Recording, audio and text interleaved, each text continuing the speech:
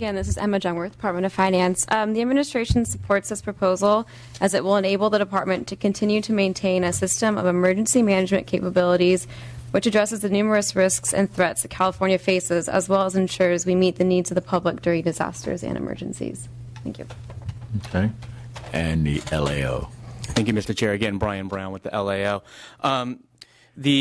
Wasn't really discussed very directly, but the proposal itself contains 16 distinct components, all related to different aspects of the department's emergency response and support capabilities.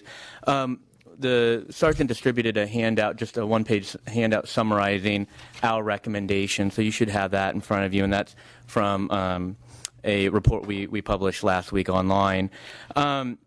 Our review of the 16 individual components, we did some extensive back and forth with the department to try to determine what level of justification and substantiation was available to support each one of those components.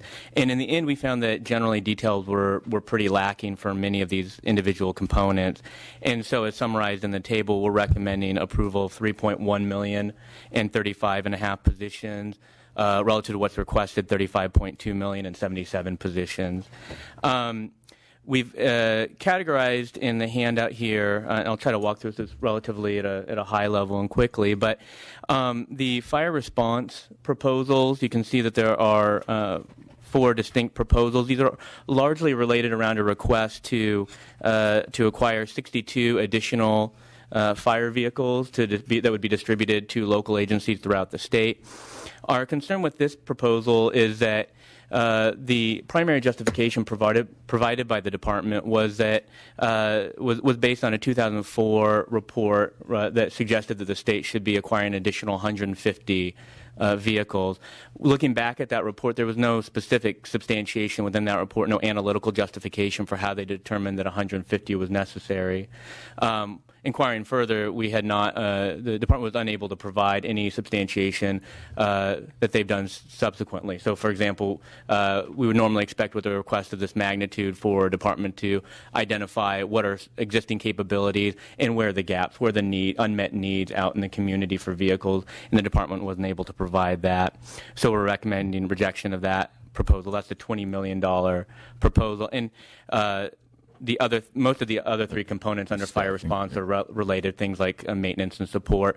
One component of that we are recommending approval, you'll see, is $193,000 related to automated vehicle location devices, and that would support installation of these devices on their existing fleet. With respect to the category for disaster coordination, the first component of that is the statewide disaster programs. The department is sort of a complicated piece, has many moving pieces, but largely it's about reducing the federal funding for some of these disaster programs and increasing general fund. When we looked at this one, we didn't find any evidence or no evidence was provided to us that the federal dollars are insignificant and the more general fund money was needed to replace that. There is a component of it, $188,000, that is related to reducing a backlog. We felt that was reasonably justified and I recommend support of that. The next 2 pieces of this, the regional response and readiness and the law enforcement branch staffing proposals are somewhat similar, in which the department is requesting additional staffing throughout the state to be able to do more interface and coordination with whether it's local law enforcement or other agencies, either around response and readiness or law enforcement. In both these cases, we're recommending rejection. The justification that was provided to us by the department was largely anecdotal.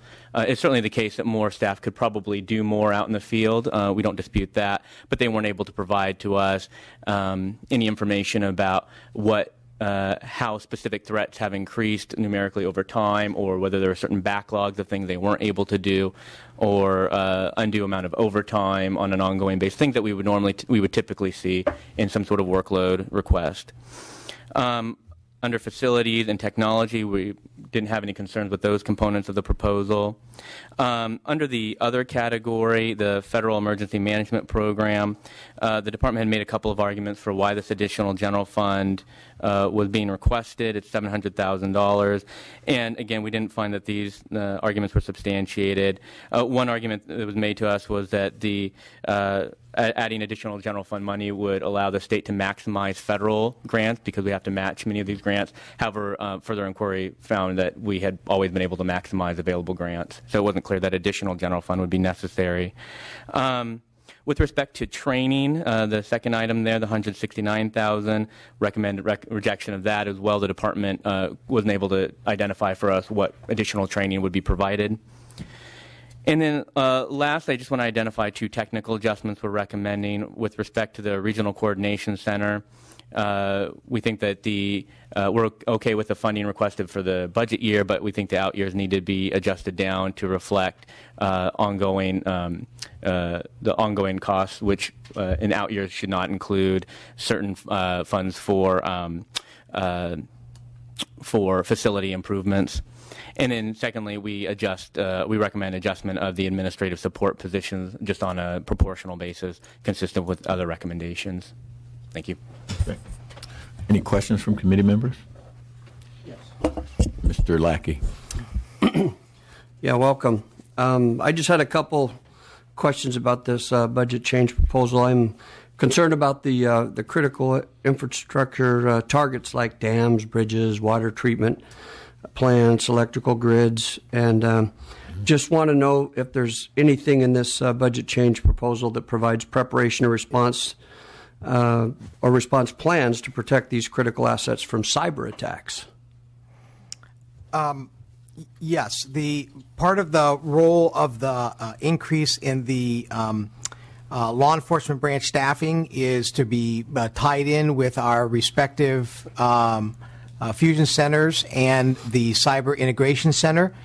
This is part of the effort to build capacity to address specifically the cyber piece, but also looking at all of those other risks and hazards that are associated with our critical infrastructure, including dams and the power grid, et cetera. So, as you know, those facilities can be targeted not just from cyber, but also from physical or kinetic kind of attacks. And so part of this effort is to address that and the consequence management in the event that we actually do have one of these events where we weren't able to detect or deter it, where it actually takes out the power grid or takes out a dam.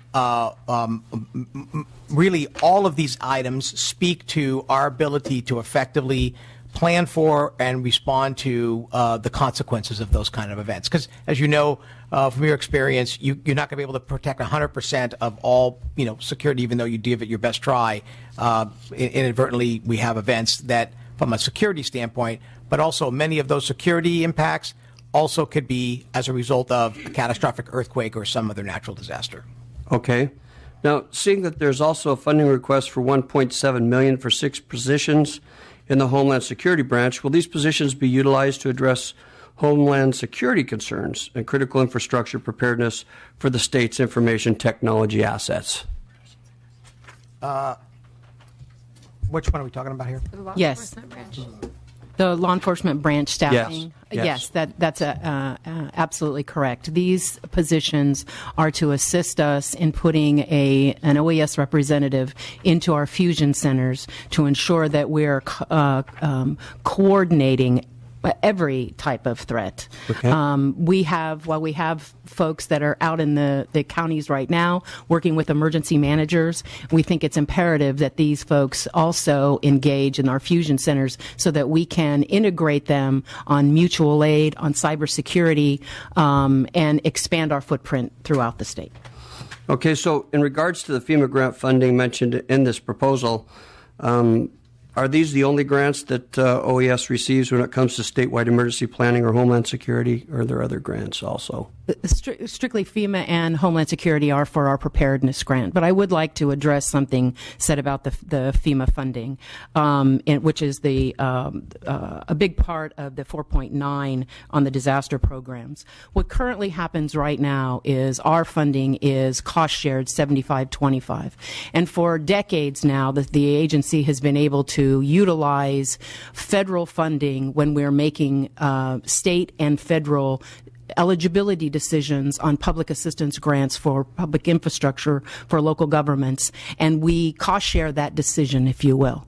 With the lack of federal disasters that we have had, we no longer have that balance of federal funding for those shared decisions, and we have zero state funding for state-only disasters that are that FEMA is not involved in at all. It doesn't rise to the level of funding for us to ask the president for FEMA funding. So we have a great deal of state-only disasters that we have on an ongoing basis, in addition to the backlog, that we get zero funding for and have not been able to close those out or effectively administer those programs on an ongoing basis. This $4.9 million of funding will help us make those positions general fund positions, so we don't have to ride this continual federal disaster wave and only be able to fund portions of the decision making and borrow from Peter to pay Paul with the rest of the general fund in the agency to make up for the difference.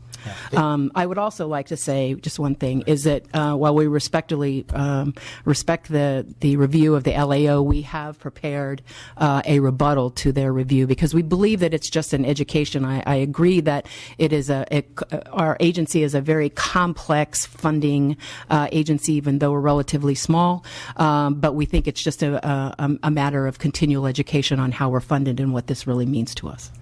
And specifically, member, we get Homeland Security grant funds, we get FEMA grant funds. Some of that's used for our agency, but 80% of that, in the case of Homeland Security, is pushed to local government. And local government then uses it based upon the state Homeland Security strategy that we establish. And under EMPG, which is the FEMA grants, the Emergency Management Performance grants, the majority of that, about 60% of it actually gets pushed to local governments, to every county in the state. So there's a base plus population formula that we utilize where we move that out to local governments. I guess the crux of what I'm trying to get at is I'm very concerned about the cyber attack component, and especially the coordinated efforts between OES and the California Department of Technology. It's my understanding, if I have it correctly, that OES, you are the response agency for cyber attacks, while CDT would be the prevention arm. And I want to make sure that some of this money is actually utilized to make sure that partnership maintains the integrity that this issue and this threat deserves, and that it won't be used for some other purpose. That's what I'm trying to get at. I appreciate it. Let me be clear on this one. A small, the law enforcement branch staffing will aid in that. They're looking at a number of risks. There's nothing specific about cyber in this from that particular threat. It's that we approach everything in an all-hazard environment, so it's highly probable that many of these entities would also be working the cyber piece, whether in fire or law enforcement. But let me tell you that moving forward with the Cybersecurity Integration Center, at least in this first year, as we're getting it fully operational, we are leveraging our Homeland Security grants and using those federal funds to be able to establish that center and that capability, which will include the Highway Patrol, California National Guard, California Department of Technology, OES, and the AG's office, as well as our federal partners at the FBI, Secret Service, DHS, and the U.S. Coast Guard. We've reached out to the UC, Office of the President, CSU, and the community colleges because of the impact to the cyber to our college system, and have them engage with us as well. So this is all coming together, but we're redirecting resources from Homeland Security to be able to address this immediate threat so that we can move on it as rapidly as we possibly can. We will stand up that center by April 15th of this next month. So we've been working at it extensively, and really how it goes down is in the event that we have an event. I mean, there's a lot of preparedness that goes on. We're all involved with preparedness. If it's a cyber attack to a state entity, if there's a criminal predicate, the primary jurisdictional responsibility is the Highway Patrol. for criminal predicate kind of things.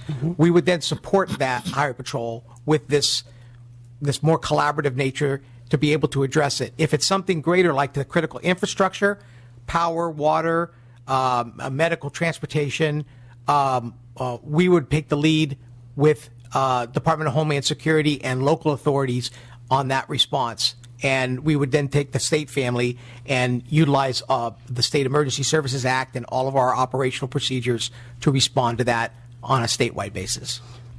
I appreciate that reassurance. I guess what all I'm looking for is an assurance that there's going to be a strong partnership between OES and CDT, because they're the prevention arm. And so I would really hope that some of this budget change proposal would go to fund that relationship in a very direct way so the prevention gets the attention it deserves.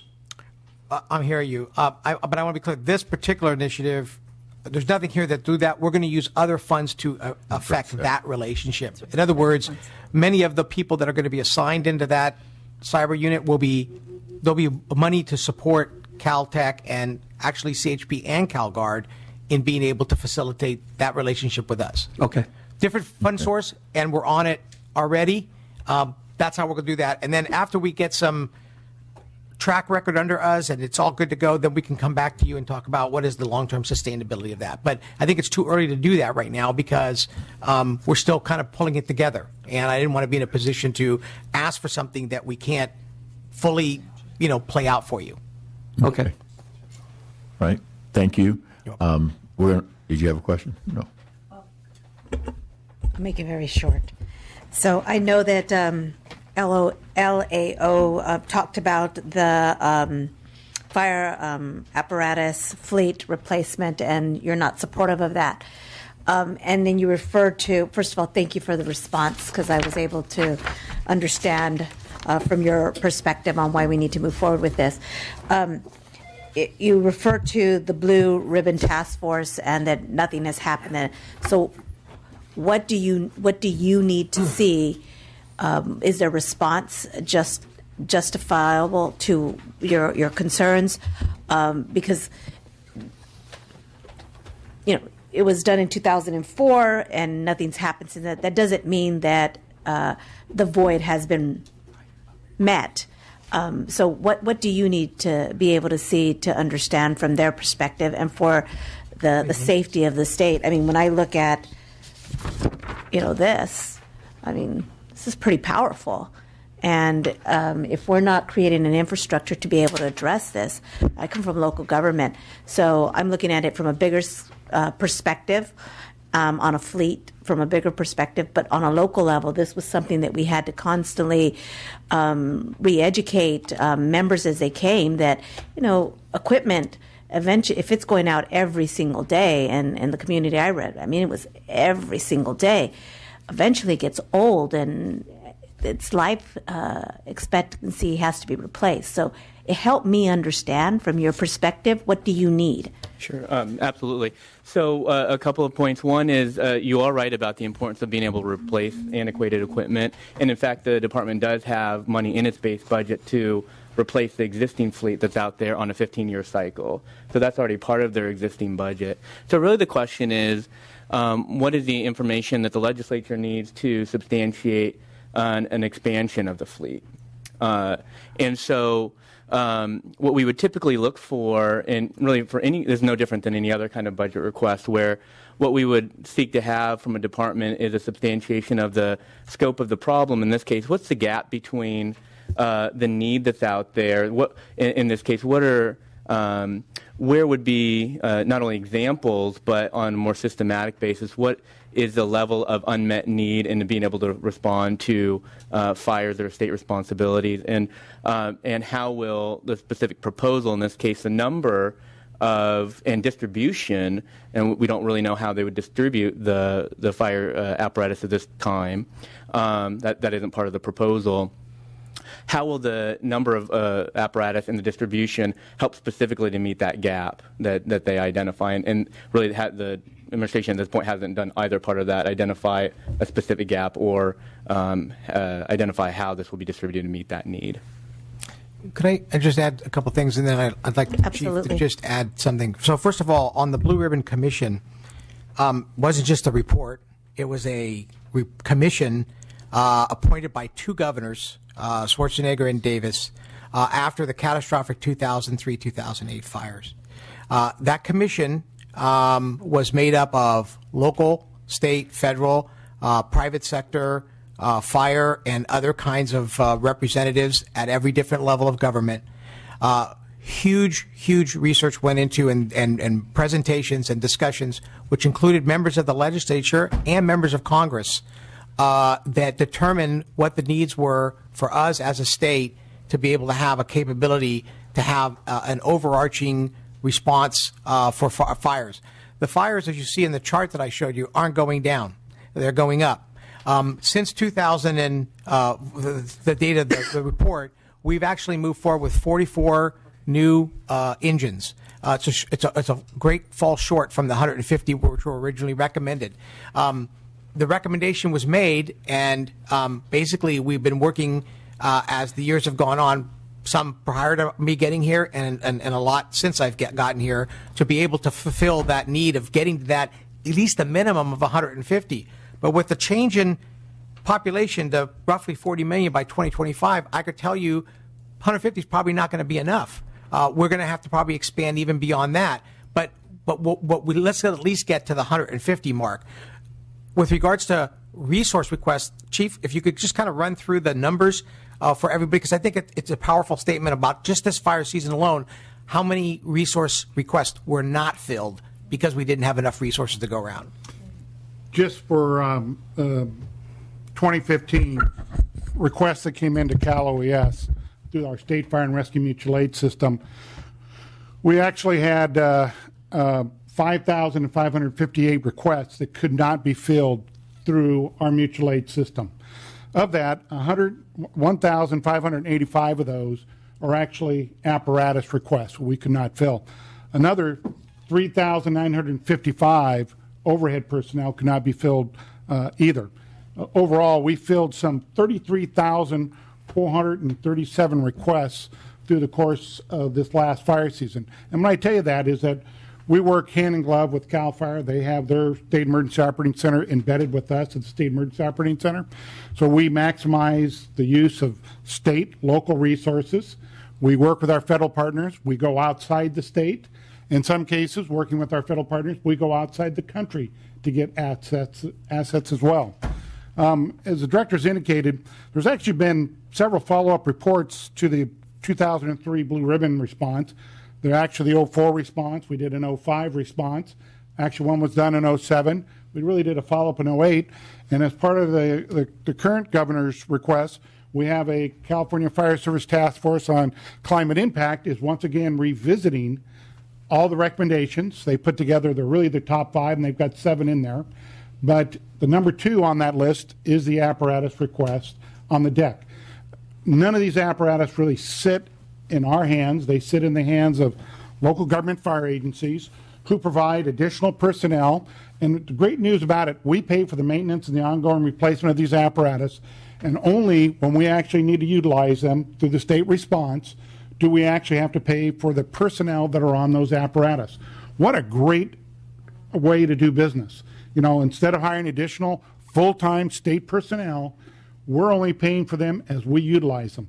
And I would tell you that all of your jurisdictions that you represent, your locals, pick up a phone, talk to your local fire agencies, talk to local unions of volunteers. They'll tell you that the State Fire and Rescue Mutual Aid Engine Program is probably the best thing out there, and they support it and they recognize it. And it's not only the governor's capability, but it's this legislature's capability to guarantee a surge response of resources because they're under agreement.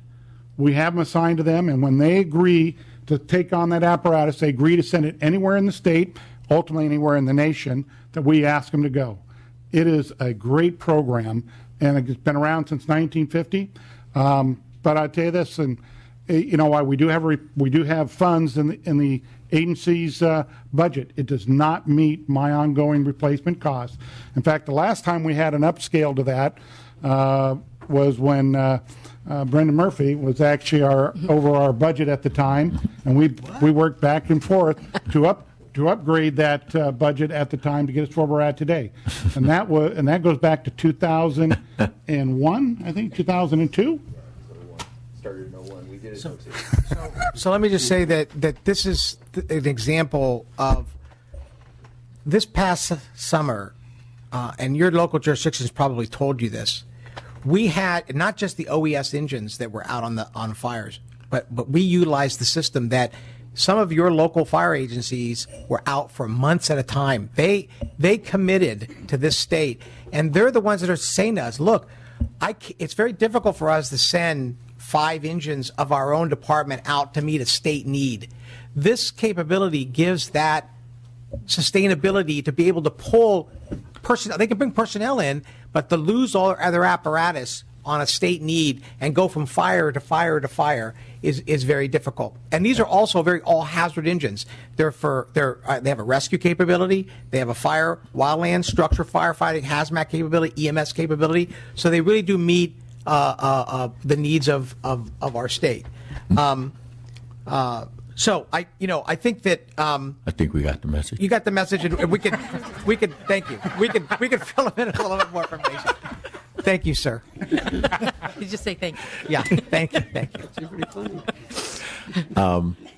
So we're going to hold this over, but the only thing I'm going to add, and I don't need a response, as a former emergency preparedness coordinator for the City of Los Angeles, trained at Emmitsburg at FEMA And CSTI. and CSTI. Yay.